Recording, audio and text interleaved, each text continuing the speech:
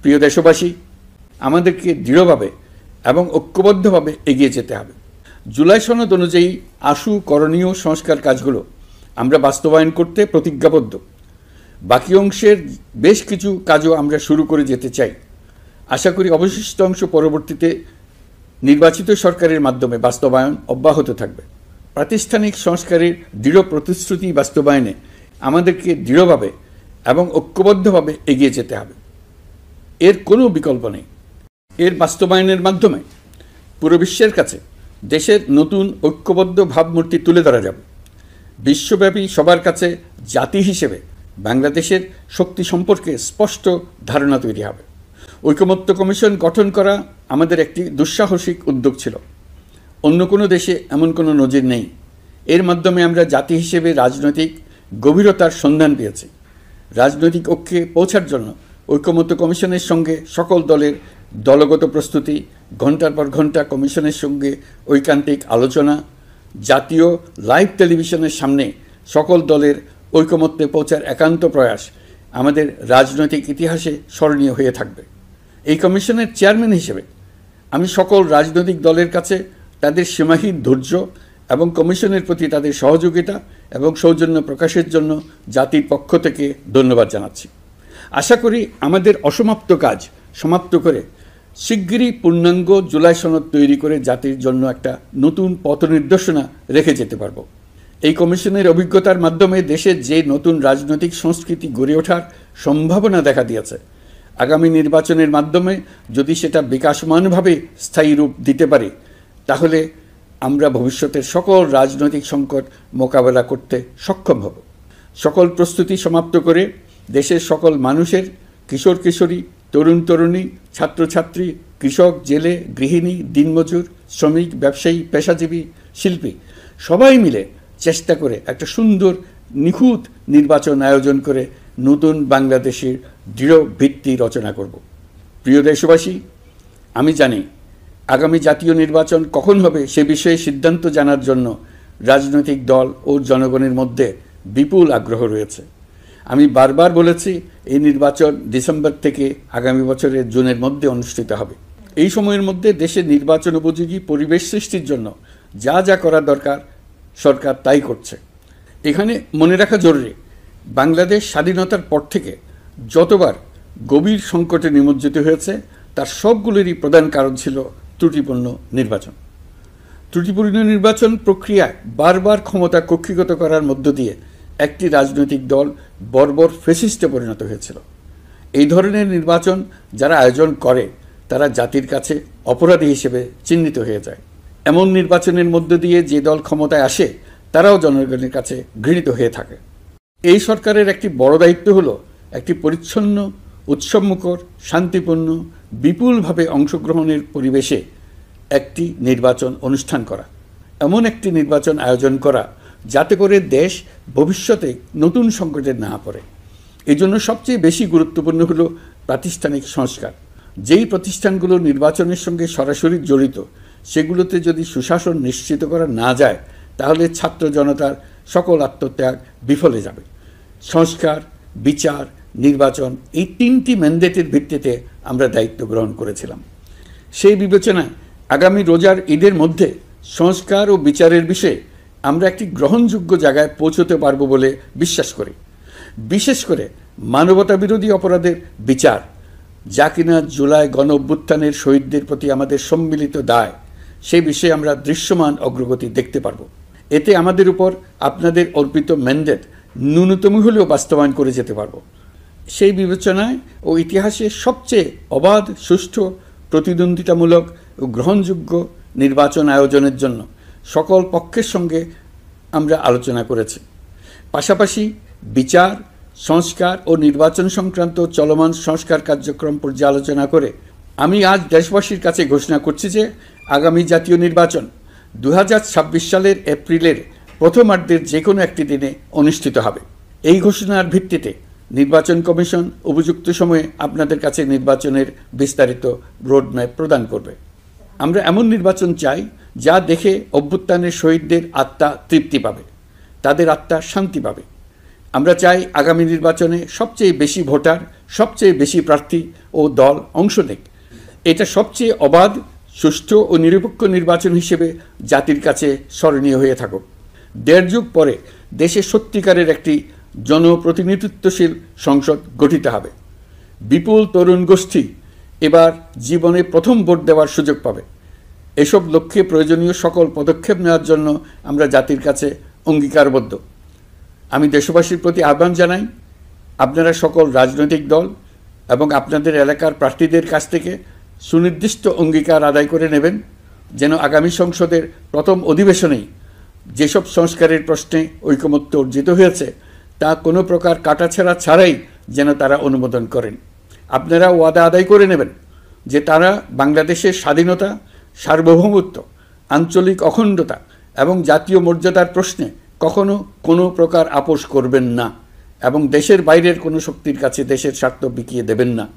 আপনারা তাদের কাছে সুনির্দিষ্ট প্রতিশ্রুতি আদায় করে নেবেন এই মর্মে যে তারা কখনোই কোনো অবস্থাতেই আপনাদের গণতান্ত্রিক অধিকার ও মানবিক মর্যাদার ক্ষুণ্ণ করবেন না। আপনারা তাদের কাছে অঙ্গীকার আদায় করে নেবেন যে তারা সম্পূর্ণ সততা ও স্বচ্ছতার সাথে দেশ পরিচালনা করবেন এবং সকল প্রকার দুর্নীতি, দলীয়করণ, টেন্ডারবাজি, সিন্ডিকেটবাজি, চাঁদাবাজি, সন্ত্রাসী কর্মকাণ্ড ইত্যাদি গণবিরোধী কাজ থেকে নিজেদেরকে সম্পূর্ণভাবে মুক্ত রাখবেন। আমি আপনাদের আবারও স্মরণ করিয়ে দিতে চাই যে এবারের নির্বাচন শুধু শান্তিপূর্ণ নির্বাচন করার বিষয় নয়, এটা ছাত্র জনতার অভ্যুত্থানের আকাঙ্ক্ষা নতুন বাংলাদেশ গড়ার নির্বাচন। এই নির্বাচনে পরিচিত দলগুলিই থাকবে, তাদের পরিচিত মার্কাগুলিই থাকবে, কিন্তু ভোটারকে বের করে আনতে হবে যে এই মার্কার পেছনে আপনার কাছে ভোট প্রার্থীরা কে কতটুকু নতুন বাংলাদেশ গড়ার জন্য প্রস্তুত, কে কতটা প্রতিজ্ঞাবদ্ধ। আমরা যারা এই নির্বাচনে ভোটার হব তারা অত্যন্ত সৌভাগ্যবান এবং সৌভাগ্যবতী। আমরা একটা অনন্য ঐতিহাসিক ভূমিকা পালনের সুযোগ ও দায়িত্ব পাচ্ছি। আমরা জাতির নতুন যাত্রাপথ তৈরি করে দেওয়ার দায়িত্ব পাচ্ছি। আমরা নতুন রাজনৈতিক সংস্কৃতি সৃষ্টির মহান সুযোগটা পাচ্ছি। আমাদের সুচিন্তিত ভোটের মাধ্যমেই নতুন বাংলাদেশ নির্মিত হবে। শহীদদের রক্তদান সার্থক হবে। আশা করি বিষয়টা নিয়ে চিন্তাভাবনা করেই সবাই ভোট কেন্দ্রে যাব এবং দৃঢ়প্রত্যয়ে ভোট দেব। এখন থেকে ভাবনা চিন্তা শুরু করুন, আলোচনা শুরু করুন। এখন থেকে আপনাদের ভোটের গুরুত্বটা বুঝে নিন। আপনার এবারের ভোটের গুরুত্ব ঐতিহাসিক মানদণ্ডে দেখা হবে।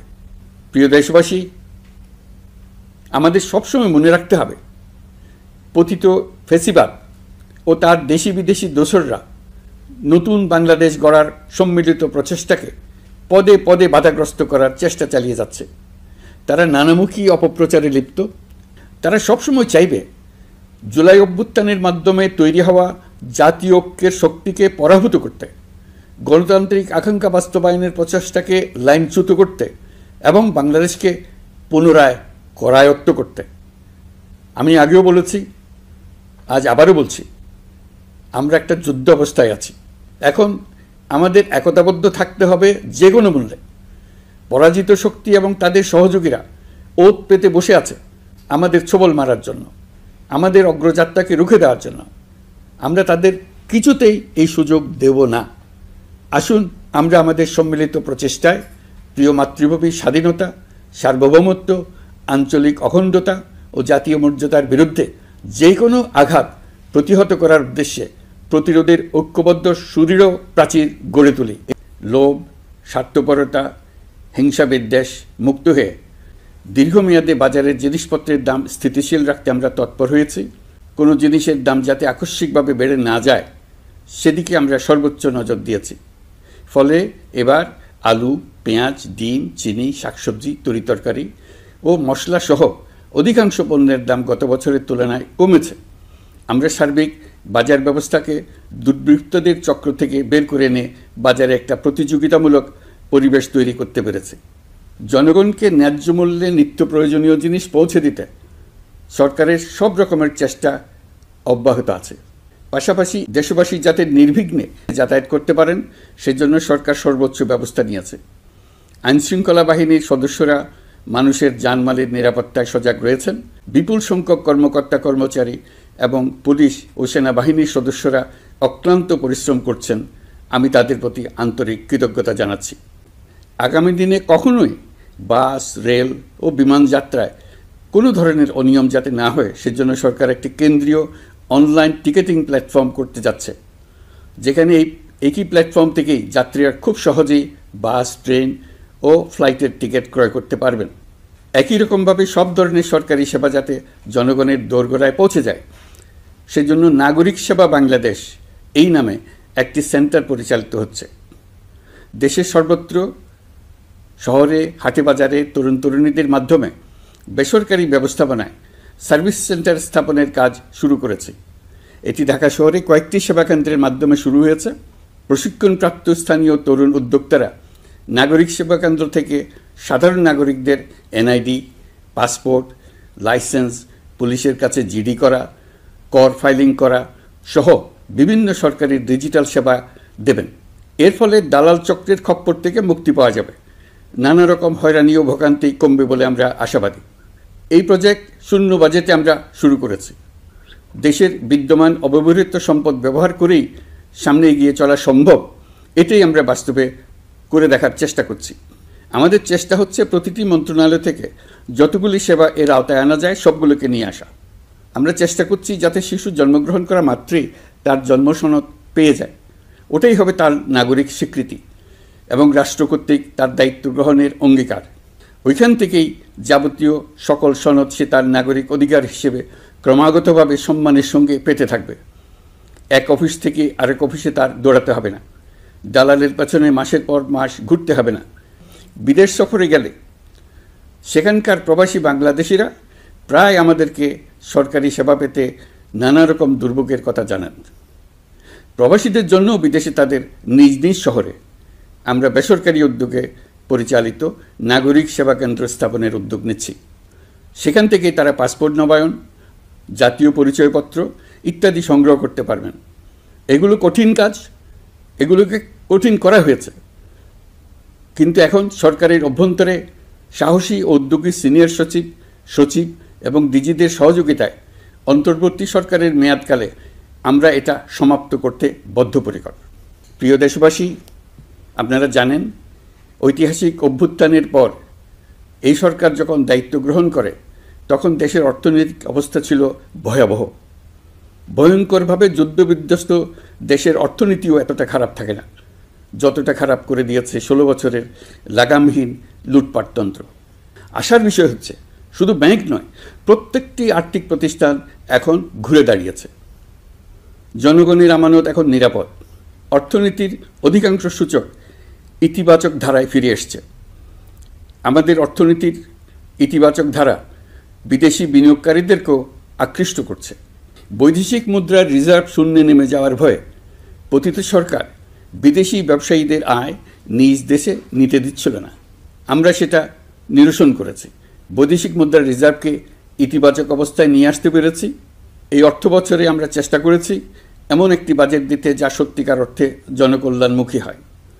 দেশের ইতিহাসে প্রথমবারের মতো একটি বাজেট তার আগের বছরের চেয়ে ছোট হয়েছে। প্রবৃত্তিকেন্দ্রিক ধারণা থেকে সরে এসে আমরা চেষ্টা করেছি সামগ্রিক উন্নয়নের ধারণায় জোর দিতে। এই বাজেট প্রথাগত ভৌত অবকাঠামো তৈরির খতিয়ান নয়। এই বাজেটে প্রাধান্য দেওয়া হয়েছে মানুষকে। নজরদারি বৃদ্ধির ফলে রপ্তানি আয় বেড়েছে।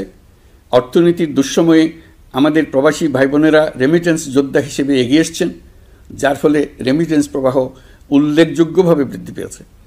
আমি জাতির পক্ষ থেকে সকল রেমিটেন্স যোদ্ধাকে কৃতজ্ঞতা জানাচ্ছি।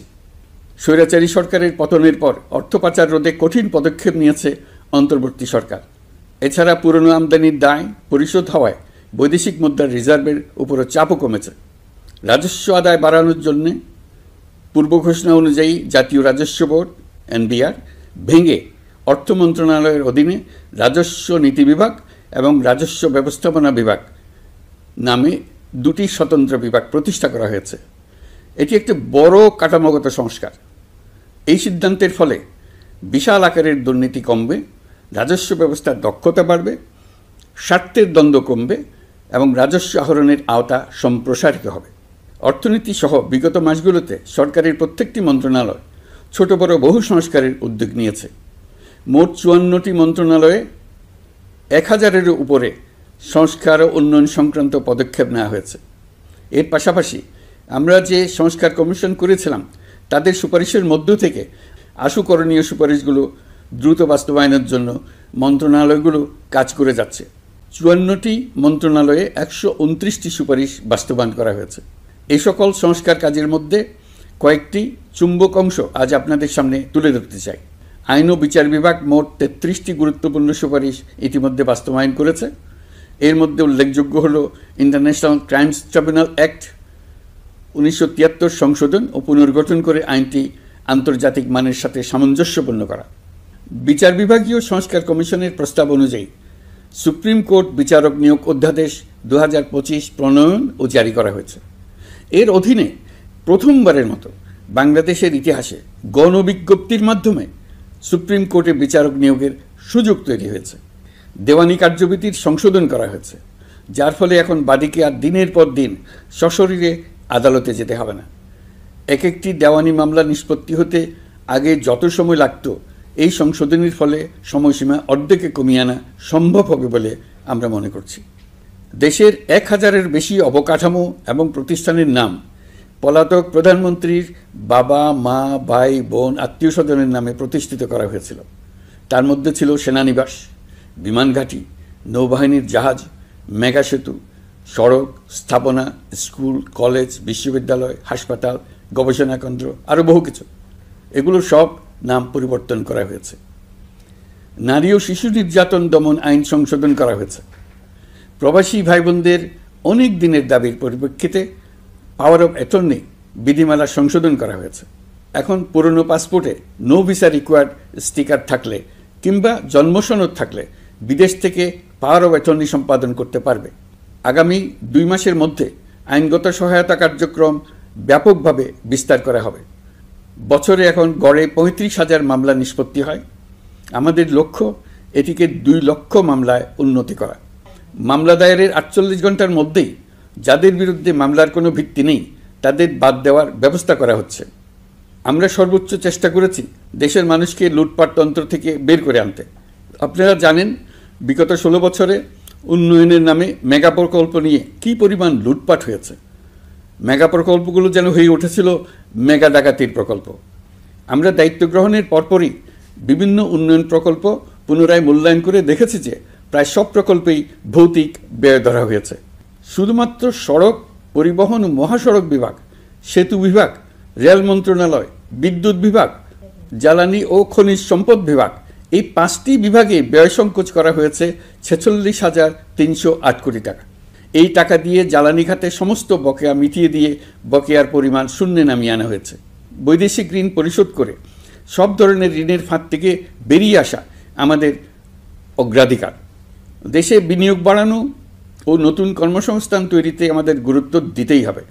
তা না হলে এদেশকে আমরা যে স্থানে নিয়ে যেতে চাই সেখানে নিয়ে যাওয়া সম্ভব হবে না। বিনিয়োগ ও কর্মসংস্থানের ব্যাপারে রাজনৈতিক দল ও জনগণ আমাদের সর্বাত্মক সমর্থন করছেন। সকলের মধ্যে ব্যাপক আগ্রহ, কৌতূহল আমাদের অনুপ্রেরণা যোগাচ্ছে। সংশ্লিষ্টদের সঙ্গে আলোচনা করে বিনিয়োগ পরিবেশ উন্নত করতে 30টি মূল সংস্কার কাজকে অগ্রাধিকার দেওয়া হয়েছে এবং ইতিমধ্যে 18টি সুপারিশ বাস্তবায়ন করা হয়েছে। বিনিয়োগ বান্ধব পরিবেশ গড়ে তুলতে এবং দেশি বিদেশি শিল্প প্রতিষ্ঠানের মধ্যে সংযোগ সৃষ্টি করতে আমরা সর্বোচ্চ চেষ্টা করে যাচ্ছি। গত অক্টোবর হতে মার্চ পর্যন্ত নেট বিদেশি বিনিয়োগ এসছে মোট 756 মিলিয়ন মার্কিন ডলার, অর্থাৎ প্রায় 9,247 কোটি টাকা। বাংলাদেশ ইনভেস্টমেন্ট সামিট 2025-এ নির্দিষ্ট খাতভিত্তিক সেশনের মাধ্যমে ব্যবসায়ী চেম্বার, ব্যাংক ও বেসরকারি খাতের অন্যান্য অংশীদারদের মধ্যে আলোচনা হয়েছে। ইনভেস্টমেন্ট সামিটে বিদেশি বিনিয়োগকারীরা ও রাজনৈতিক দলগুলোর মধ্যেও আলোচনার জন্য আলাদা ব্যবস্থা রাখা হয়েছিল, যাতে করে পরবর্তীতে যে দলই ক্ষমতায় আসুক না কেন তারা যেন বিনিয়োগ বান্ধব বাংলাদেশ গড়তে নিজেদের প্রতিশ্রুতির কথা জানাতে পারেন। সম্প্রতি চীনের বাণিজ্যমন্ত্রী চীনের 100টি কোম্পানির প্রায় 150 বিনিয়োগকারী ও ব্যবসায়ী নিয়ে বাংলাদেশে এসছেন। আমরা আশা করছি খুব দ্রুতই বড় আকারের বিদেশি বিনিয়োগ দেখতে পাব। সম্প্রতি আমি চীন, কাতার, জাপান সহ কয়েকটি দেশ সফর করেছি। এসব সফরেও বিভিন্ন বৈঠকে বাংলাদেশের অর্থনৈতিক সম্ভাবনা অগ্রগতির কথা তুলে ধরেছে। দ্বিপাক্ষিক বাণিজ্য বিনিয়োগের বিষয়ে ফলপ্রসূ আলোচনা হয়েছে। আরও বেশি সংখ্যক বাংলাদেশি যাতে বিদেশে কর্মসংস্থানের সুযোগ পায় সে চেষ্টা করেছি। বাংলাদেশে কাতারি বিনিয়োগকারীদের জন্য একটি বিশেষ অর্থনৈতিক অঞ্চল গড়ে তোলার বিষয়ে আমাদের মধ্যে আলোচনা হয়েছে। বাংলাদেশের লাখো লাখো ছেলেমেয়েরা মাদ্রাসায় পড়াশোনা করে, তাদের জন্য প্রযুক্তি শিক্ষা ও বিদেশি ভাষা শিক্ষা চালু করতে আমরা কাতার চ্যারিটির সাহায্য চেয়েছি। গত মাসে আমি জাপান সফরে গিয়েছিলাম। এই সফরে জাপানের প্রধানমন্ত্রী বাংলাদেশকে বাজেট সহায়তা ও রেলপথ উন্নয়নের জন্য $1 বিলিয়ন ঋণ ঘোষণা করেছেন। দ্বিপাক্ষিক 3টি চুক্তিপত্র বিনিময় হয়েছে। এই সফরে দুই দেশের মধ্যে অর্থনৈতিক বিনিয়োগ ও অন্যান্য সহযোগিতার ক্ষেত্রে 6টি সমঝোতা স্মারক অর্থাৎ MOU স্বাক্ষর হয়েছে। বাংলাদেশের কর্মশক্তির দক্ষতা বৃদ্ধি এবং জাপানে তাদের কর্মসংস্থান সহজতর করার লক্ষ্যে জাপানের সঙ্গে আমরা 2টি সমঝোতা স্মারকে স্বাক্ষর করেছি। জাপানের শ্রমিক সংকট রয়েছে। আমরা আগামী 5 বছরে জাপানে 1 লক্ষ কর্মী পাঠানোর চুক্তি সই করেছি। এর চাইতে আরও বেশি শ্রমিক ক্রমাগতভাবে পাঠানোর আয়োজন করে এসেছি। প্রিয় দেশবাসী, 1971 সালে বাংলাদেশ স্বাধীন হওয়ার পর অর্থনৈতিকভাবে আমাদের যে উন্নতির শিখরে থাকার কথা ছিল, বিশ্বের কাছে মাথা উঁচু করে দাঁড়াবার কথা ছিল, সেই উচ্চতায় আমরা পৌঁছতে পারিনি। আমরা চাই বাংলাদেশ দক্ষিণ এশিয়ার অর্থনৈতিক প্রাণকেন্দ্র হিসেবে প্রতিষ্ঠিত হোক। এই কারণে বিনিয়োগ পরিষেবার উন্নয়নের পাশাপাশি বন্দরের সক্ষমতা বাড়াতে উদ্যোগ নিয়েছি। এটা করা সম্ভব না হলে দেশের কোটি কোটি মানুষের বেকারত্ব ঘুচবে না, অর্থনৈতিক সংকট রয়েই যাবে। চট্টগ্রাম বন্দর নিয়ে অনেকের মধ্যে কৌতূহল তৈরি হয়েছে। মাঝে মাঝে এমন কথাও শুনেছি যে এই বন্দর বিদেশিদেরকে নাকি দিয়ে দেওয়া হচ্ছে। আমি আগেও জানিয়েছি, চট্টগ্রাম বন্দর হলো বাংলাদেশের অর্থনীতির হৃৎপিণ্ড। বর্তমানে এই হৃৎপিণ্ড অতি দুর্বল। এখন যে অবস্থায় আছে সেই অবস্থায় তাকে রেখে দিলে আমাদের অর্থনীতিকে সামনে এগিয়ে নিয়ে যাওয়া সম্ভব হবে না। এই হৃৎপিণ্ডকে বড় করতে হবে, মজবুত করতে হবে, সুঠাম করতে হবে। তা করতে হলে বহু উদ্যোগ গ্রহণ করতে হবে, অভিজ্ঞদের সাহায্য লাগবে। আমরা যাদের সঙ্গে যোগাযোগ করেছি তারা বন্দর ব্যবস্থাপনায় বিশ্বের সেরা, সবচেয়ে অভিজ্ঞ। তারা ইউরোপ, কানাডা, অস্ট্রেলিয়া, চীন, দক্ষিণ কোরিয়া, ভারত, পাকিস্তান, তুরস্ক, মধ্যপ্রাচ্য ও আফ্রিকা সহ বিশ্বজুড়ে বন্দর পরিচালনা করে। তাদের কাজ বন্দর ব্যবস্থাপনা। আমাদের লক্ষ্য হলো বন্দর ব্যবস্থাপনার কাজ যত তাড়াতাড়ি সম্ভব তাদের কাছ থেকে শিখে নেওয়া। আমি গ্যারান্টি দিয়ে বলতে পারি, যদি 31 সালের মধ্যে আমরা বন্দরের কাজ শিখে ফেলি, এর পরবর্তী 5 বছরে অর্থাৎ 36 সালের মধ্যে পৃথিবীর যত দেশে যত বন্দর এই কোম্পানিগুলো চালায় তাদের বহু বন্দর এই বাংলাদেশিরাই পরিচালনা করবে। আপনারা যে বন্দরেই পা দেবেন দেখবেন সেখানে বাংলাদেশিরা আছেন। বহু লোকের কর্মসংস্থান হবে, বহু লোকের উপরে ওঠার সুযোগ হবে। তাদের নিজেদের প্রয়োজনেই তারা আমাদের চাকরি দেবে। আগে যে কোনো জাহাজে চড়লে দেখতাম জাহাজের নাবিক চট্টগ্রামের কিংবা সিলেটের। বন্দরের কাজ একবার শিখে নিতে পারলে ভবিষ্যতে আমরা যে বন্দরে যাব না কেন দেখব সেখানে চট্টগ্রাম, নোয়াখালী, সিলেট আর বরিশালের লোক, বাংলাদেশের লোক। আমাদের বন্দর যদি আধুনিক হয় তা শুধু বাংলাদেশের অর্থনীতিতেই ভূমিকা রাখবে না, বরং আমরা নেপাল, ভুটান সহ পার্শ্ববর্তী সকল দেশের অর্থনীতিতে ইতিবাচক ভূমিকা রাখতে সক্ষম হব। এই বন্দরই হবে অঞ্চলের অর্থনীতির সমৃদ্ধির চাবিকাঠি। কুমিরা থেকে টেকনাফ পর্যন্ত নানা বন্দরের কর্মচাঞ্চল্যে সমগ্র উপকূল অঞ্চল দক্ষিণ এশিয়ার একটি গুরুত্বপূর্ণ অর্থনৈতিক প্রাণকেন্দ্র হিসেবে প্রতিষ্ঠিত হবে। এই পুরো অঞ্চলে অনেকগুলো শিল্পাঞ্চল গড়ে উঠবে শুধু সমুদ্রের সান্নিধ্য এবং তার ব্যবহারের দক্ষতার কারণে। তার সঙ্গে গড়ে উঠবে আরেকটি নতুন শিল্প, আধুনিক পদ্ধতিতে সমুদ্রে মাছ পালন, আহরণ ও প্রক্রিয়াজাতকরণের শিল্প। এটি আরেকটি নতুন জগৎ সৃষ্টি করবে। এই ব্যাপারে আমরা আমাদের বন্ধু দেশগুলোর সঙ্গে আলোচনা শুরু করেছি এবং তারা উৎসাহ সহকারে সাড়া দিয়েছেন। বন্দর ব্যবস্থাপনার জন্য আমরা যাদেরকে আনছি তারা পৃথিবীর যেসব দেশে কাজ করে সেসব কোনো দেশেরই সার্বভৌমত্ব, জাতীয় নিরাপত্তা হুমকির মুখে পড়েনি। আমি দেশবাসীর প্রতি আহ্বান জানাই, আপনারা নিজেদেরকে ভিত্তিহীন বিরোধিতা এবং অপপ্রচারের শিকার হতে দেবেন না। অন্তর্বর্তীকালীন সরকারের বন্দর ব্যবস্থাপনার উদ্যোগে আপনাদের দৃঢ় সমর্থন অব্যাহত রাখুন। যারা বিরোধিতা করছে তাদের প্রতিহত করুন। আপনারা জানেন আমাদের দেশে এখন 12 লক্ষ রোহিঙ্গা বসবাস করছে। প্রায় 1 লাখ রোহিঙ্গা এসছে 2023 সাল থেকে 2024 সালের সেপ্টেম্বর সময়কালে, যখন রাখাইন রাজ্যে ব্যাপক যুদ্ধাবস্থা বিরাজ করছিল। সেখানে চলমান সংঘাত ও মানবিক পরিস্থিতির কারণে এখনও অনেকে আসতে চেষ্টা করছেন। রোহিঙ্গাদের বাংলাদেশে আসা বন্ধ করতে এবং যারা ইতিমধ্যে বাংলাদেশে অবস্থান করছেন তাদের প্রত্যাবাসনের জন্য আমরা উদ্যোগ নিয়েছি। আমরা যখন দায়িত্ব গ্রহণ করেছিলাম তখন রোহিঙ্গা ইস্যুটিকে প্রায় মৃত অবস্থায় পেয়েছিলাম। আন্তর্জাতিক এজেন্ডা থেকে ইস্যুটি ঝরে পড়েছিল। সেই অবস্থা থেকে আমরা ইস্যুটিকে বিশ্ববাসীর দৃষ্টির সম্মুখভাবে নিয়ে আসতে পেরেছি। আমি গত বছর সেপ্টেম্বর মাসে জাতিসংঘ সাধারণ পরিষদে রোহিঙ্গা বিষয়ক একটি আন্তর্জাতিক সম্মেলন অনুষ্ঠানের আহ্বান জানিয়েছিলাম।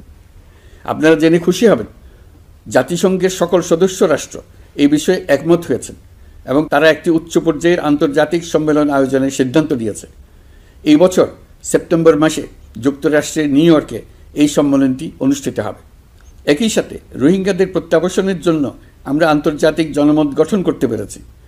গত মার্চ মাসে বাংলাদেশ সফরে এসে জাতিসংঘের মহাসচিব অ্যান্টোনিও গুতেরেস পরিষ্কারভাবে ঘোষণা করেছেন যে মিয়ানমারে প্রত্যাবাসনই রোহিঙ্গা সমস্যার একমাত্র সমাধান। প্রত্যাবাসনের বিষয়ে আরেকটি বড় অগ্রগতি হচ্ছে মিয়ানমার সরকার কর্তৃক প্রত্যাবাসনযোগ্য রোহিঙ্গাদের সর্বপ্রথম তালিকা ঘোষণা। গত এপ্রিল মাসে ব্যাংককে বিমস্টেক সম্মেলনের সাইডলাইনে আলোচনার সময় মিয়ানমার সরকার প্রথমবারের মতো 1,80,000 রোহিঙ্গা প্রত্যাবাসনযোগ্য বলে ঘোষণা করেছে। রোহিঙ্গাদের প্রত্যাবাসনে ও আমাদের সীমান্তের নিরাপত্তা নিশ্চিত করতে মিয়ানমারের সরকার সহ সেখানকার বিদ্রোহী গোষ্ঠীর সাথে আনুষ্ঠানিক ও অনানুষ্ঠানিক যোগাযোগ রাখা হচ্ছে। আমরা যত দেশেই সফর করেছি সব দেশেই রোহিঙ্গা সংকট মোকাবেলায় রাষ্ট্রীয় নেতা ও সরকারের প্রতিনিধিদের সঙ্গে আলোচনা করেছি, তাদের সহযোগিতা চেয়েছে। তারা ইতিবাচকভাবে আমাদের আহ্বানে সাড়া দিয়েছেন। জাতিসংঘের মহাসচিব গত মার্চ মাসে ঢাকা সফরকালে রাখাইন রাজ্যে মানবিক বিপর্যয়ের মোকাবেলার জন্য একটি ত্রাণ চ্যানেলের প্রস্তাব করেছিলেন। তিনি বলেছিলেন এই প্রস্তাবটি রোহিঙ্গাদের প্রত্যাবাসনে সহায়ক হবে। বিষয়টি প্রস্তাব পর্যায়ে রয়ে গেছে। আমরা লক্ষ্য করেছি রাখাইনের জন্য বাংলাদেশ করিডোর দিয়ে দিয়েছে বলে একটা অপপ্রচার চালানো হচ্ছে। আমি সুস্পষ্টভাবে বলছি, এটা সর্বৈব মিথ্যা। এটা চিলে কান নিয়ে যাওয়ার গল্প। যারা অসত্য কল্পকাহিনী বানিয়ে বাংলাদেশের মানুষকে ক্রমাগত বিভ্রান্ত করে অশান্তি সৃষ্টিতে নিয়োজিত, এটা তাদেরই শিল্পকর্ম। আপনারা এ বিষয়ে হুঁশিয়ার থাকবেন, কোনোভাবেই বিভ্রান্ত হবেন না। এসব অপপ্রচার সত্ত্বেও আমরা লক্ষ্যচ্যুত হব না। এই জটিল সমস্যাটি সমাধানে আমাদের কাজ চালিয়ে যাব। প্রিয় দেশবাসী, মহান আল্লাহ আমাদের সহায় হন। আল্লাহ হাফেজ।